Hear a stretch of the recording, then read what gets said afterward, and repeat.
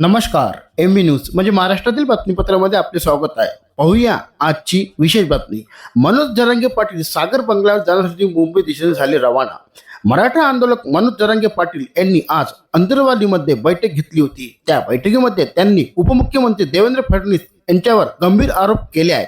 या बैठकीदरम्यान जरांगे पाटील आक्रमक झाले आणि सभास्थळावरून ते देवेंद्र फडणवीस यांच्या सागर बंगल्यावर जाण्यासाठी निघाले आहे. इतर मराठा समाज बांधव त्यांना थांबवण्यासाठी समजूत काढण्याचा प्रयत्न करत आहेत, परंतु तरी पण सागर बंगल्यावर निघालेले आहे. रिपोर्ट MB न्यूज, महाराष्ट्राची बातमीपत्र, जालना.